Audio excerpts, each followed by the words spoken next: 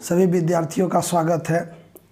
आज हम लोग वर्ग 9 क्लास 9 एनसीईआरटी बुक मैथ्स का class 9 maths book of NCERT का लेसन 2 पाठ 2 बहुपद पढ़ने जा रहे हैं। बहुपद हम लोग क्लास 8 में भी पढ़े, 7 में भी पढ़े हम लोग। बहुपद क्या है, बहुपद का जोड़ घटा गुना भागा, बहुपद का गुणनखंड हम लोग करते हुए आए। तो फिर 9 में बहुपद क्या है, 9 में क्लास 9 में बहुपद में हम लोग को पढ़ना है शेषफल परिमेय, गुणनखंड परिमेय, ये सब पे चर्चा करना है और उसका प्रयोग भी करना है, क्योंकि फिर 10 में यही बहुपद का शेषफल परिमेय और इस सब का उपयोग होगा। तो हम लोग सबसे पहले पढ़ेंगे एक चर वाले बहुपद क्या है। एक चर वाले बहुपद, एक चर नाम जैसा है चर, हम लोग पढ़े हैं चर, अचर। चर क्या था, इसका मान बदलता है। जनरली हम लोग एक्स वाई जेड ये जो था चर लेते थे। अचर में 1 2 3 4 ये जो संख्या अनंत तक है इसको अचर मानते थे, क्योंकि इसका मान नहीं बदलता है। चर को हम लोग एक्स वाई जेड इससे सूचित करते थे। तो चर, ये एक चर यानी कि बहुपद तो है लेकिन एक चर का है। जैसे कि आप लिख सकते हैं 2x² प्लस 3x माइनस आप ले लीजिए 7, ये एक बहुपद हम लिए। 2x² प्लस 3x माइनस 7 ये एक बहुपद लिए। इसमें 3 पद है, हम लोग पद भी पढ़े हैं। पद क्या है, तो हर बहुपद में जो प्लस या माइनस से अलग होता है उसको हम लोग बहुपद कहते हैं। बहुपद का जो पद होता है उसका जो घात होता है हरदम धनात्मक होता है, ऋणात्मक नहीं होता। कभी आप ऐसा नहीं देखे होइएगा या कभी आप ऐसा नहीं देखे होइएगा इस तरह का। ये बहुपद के पद नहीं होंगे या बहुपद नहीं होगा अगर मान उसका ऋणात्मक या क्या कहता है मूल में हो तो, ठीक है। तो बहुपद के बारे में हम लोग पढ़ रहे हैं। बहुपद में एक चर कहने का अर्थ है इसका चर एक ही है। जैसे कि यहाँ देखिए, यहाँ भी x में है, यहाँ भी x है, सिर्फ क्या है तो इस पद का घात जो है 2 है, घात इसका 2 है, इस पद का घात 1 है, इस पद का ये अचर बहुपद है, अचर पद है, अचर पद, ठीक है, अचर बहुपद है, अचर पद है, ठीक इसका। और यहाँ x का घात 0 है, x का घात 0 है, घात आपका इस पद में 0 है। तो हम लोग को ये जानना है कि बहुपद क्या है, एक चर वाले बहुपद क्या है। जैसे कि इसमें आप देख सकते हैं कि एक ये अचर है और इसके साथ कुछ चर है, यानी इस तरह का ax। हम लोग अचर को a b c, यानी अगर हम लोग समीकरण लिखते हैं ऐसे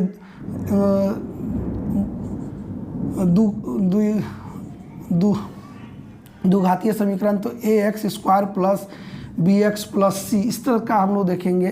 तो ये a b और c जो है ये अचर है, ये अचर है, लेकिन x जो है ये चर है। तो इस तरह का, तो a b c को से हम लोग अचर को सूचित करते हैं, x y z से समानता हम लोग क्या करते हैं, चर को सूचित करते हैं।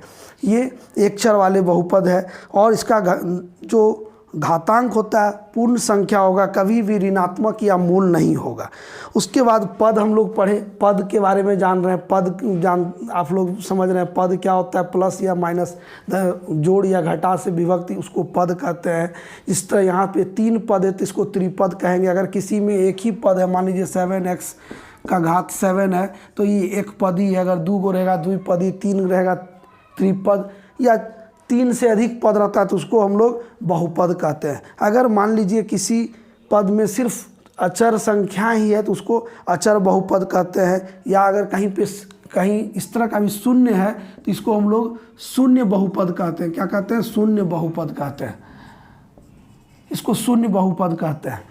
तो ये हम लोग पढ़ेंगे, ठीक है। उसके बाद कोफिशिएंट, अब हम लोग को पढ़ना है गुणांक। किसी पद का गुणांक जो है वो क्या है, तो जैसे कि गुणांक कहने का अर्थ है इसमें क्या गुना है। जैसे कि इस पद का अगर बात करें तो इसका गुणांक या कोफिशिएंट 2 होगा, गुणांक 2। इस पद में +3 होगा, इस पद का गुणांक -7। ये खुद गुणांक, ये इसको हम लोग अचर पद है तो वो तो गुणांक नहीं। तो यहाँ पे जो है इसी को ए बी सी या इसको हम लोग गुणांक भी बोलते हैं। पद में जो संख्या, जो अचर संख्या गुणा के रूप में रहता है उसको गुणांक कहते हैं। ये ऋणात्मक भी हो सकता है और धनात्मक भी हो सकता है, ठीक है। तो अब हम लोग चलते हैं आगे पढ़ेंगे, बताते हैं आपको कि क्या है किसी बहुपद का घातांक जो है बहुपद का क्या होता है। तो ये भी हम लोग बताते हैं, इसको मिटा के हम बता रहे हैं।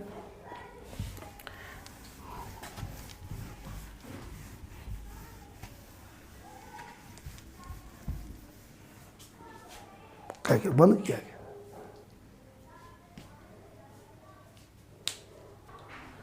अब है पढ़ना हम लोग को बहुपद का घात।